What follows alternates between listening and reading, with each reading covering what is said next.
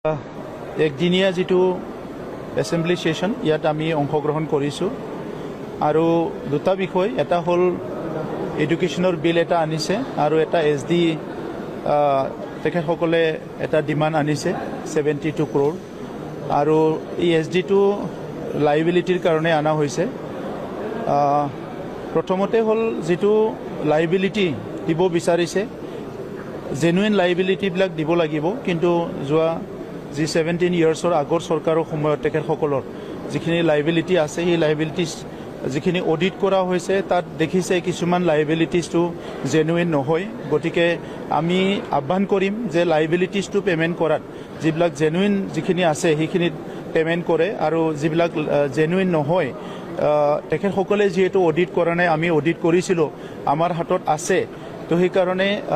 বডোলেণ্ডৰ পাব্লিকৰ ডেভেলপমেন্টৰ কাৰণে আহা যিখিনি ফান্ড এই ফান্ডখিনি পাব্লিক ডেভেলপমেন্টৰ কাৰণে প্ৰপাৰলি ইউটিলাইজ হ'ব লাগিব সেইটো আমি বিচাৰো আৰু এই ফান্ডটো লাইবিলিটি দিব বিচাৰিছে এটা চৰকাৰৰ বাজেট নেক্সট অহা হয়তো ফেব্ৰুৱাৰী মাৰ্চত যেটো অসম চৰকাৰৰ বাজেটটো হ'ব তাৰ আগত যেটো লাইবিলিটি পেমেন্ট কৰিবলৈ গৈ আছে এইখিনি সময়ত আগত যেটো বাজেটত পইচা আছিল হেতু পাব্লিক ডেভেলপমেন্টৰ কাৰণে আছিল সেই কাৰণে লাইবিলিটিজটো দিয়া ক্ষেত্ৰত আমাৰ বহুতখিনি অবজেকশন থাকিব আৰু জেনুইন লাইবিলিটিজ তেখেতসকলে দিব লাগে হেতু আমি বিচাৰিম সেকেন্ড প্ৰভিন্সিয়েলাইজেশন যেটো বিল আনিছে এটো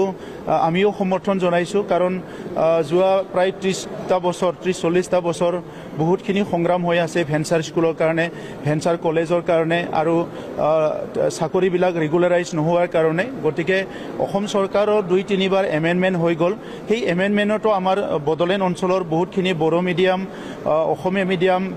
স্কুলবিলাক প্ৰভিন্সিয়েলাইজ হোৱা নাই গতিকে আজি যেটো বিল আনিছে কাউন্সিলত যেটো পাছ কৰা হৈছে এই বিলটো লৈ পেলাই অসম চৰকাৰৰ তাত ভালকে পাৰসিউ কৰিব লাগিব আৰু এই বিলটো লৈ পেলাই